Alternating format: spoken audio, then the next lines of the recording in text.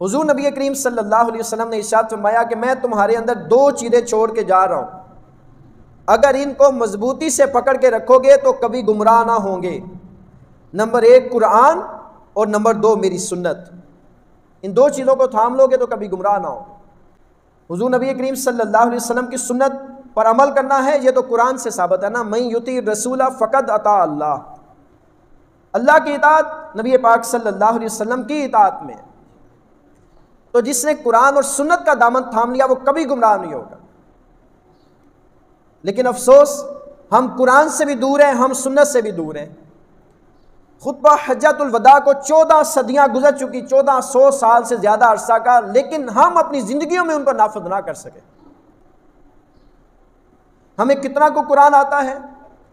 ہمیں عربی میں قرآن آتا ہے کہ نہیں؟ یہاں پہ تو یہ پوچھنا پڑتا ہے نا، قرآن کے فہم کی بات تو بڑی دور کی ہے۔ قرآن کے اصول، قرآن کے اسلوب کیا ہیں؟ قرآن کے اندر حکمت کے کون سے موتی چھپے ہوئے ہیں؟ کون سے اسرار و رموز اس کے اندر پائے جاتے ہیں؟ کہاں کہاں پہ یا ایھا الذین آمنوا اور یا ایھا الانسان کہا گیا، یا ایھا الناس کہا گیا، ان الانسان کہا گیا، کہاں کہاں کہا گیا اور کیوں کہا گیا؟ کبھی ہم نے سوچا ہی نہیں ہے اس کے بارے میں۔ حضور نبی کریم صلی اللہ علیہ وسلم کی سنت پر عمل کرنے میں دنیا اور آخرت کی بھلائی ہے، ہم نے آج تک تو یہ سوچا ہی نہیں ہے۔ تو قرآن کے دامن سے وابستہ رہیں، کبھی گمراہ نہ ہوں گے۔ اپنے بچوں کو قرآن کے ساتھ اٹیچ کریں۔ ہمارا مسئلہ بھلا کیا ہے؟ اوورآل پوری کمیونٹی کی بات کرنے لگوں، صرف یہ آپ نمازیوں کی بات نہیں کر رہا ہوں، ہر مسلک کی بات کر رہا ہوں۔ ہم سب مسلمانوں کا پرابلم یہ ہے کہ ہم مسلک بنا کے قرآن پڑھتے ہیں، ہم قرآن پڑھ کے مسلک نہیں بناتے۔ ہم عقیدہ تب بناتے ہیں کہ جب ہم نے قرآن کو کھولا ہی نہیں ہوتا، ہم عقیدہ بنا کے قرآن کھولتے ہیں، پھر ہم ہر آیت کو اپنے عقیدت کی روشنی میں دیکھتے ہیں۔ کاش کہ ایسا ہوتا کہ ہم قرآن کھولتے، جو قرآن میں اللہ تعالیٰ نے وحی کا نور اپنے نبی صلی اللہ علیہ وسلم کے ذریعے ہمیں عطا کیا، ان آیات کو پڑھ کے ہم اپنا عقیدہ بناتے، تو پھر ہم کبھی بھی گمراہ نہ ہوتے۔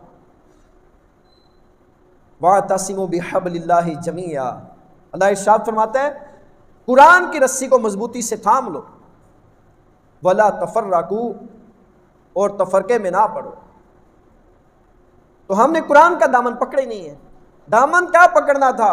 قرآن تو گھروں میں الماریوں کے اندر پڑا ہوا ہے، غلاف کے اندر پڑا ہوا ہے، جب کبھی رمضان آئے گا وہ بھی قسمت سے کھول کے دیکھ لیں گے اس قرآن کے اندر جو عربی لکھی ہوئی ہے اس کو پڑھنا بھی ہے کہ نہیں۔ ترجمہ تو دور کی بات ہے، تفسیر دور کی بات ہے، اس کے اندر حکمت کے چھپے ہوئے موتی ڈھونڈنا تو دور کی بات ہے۔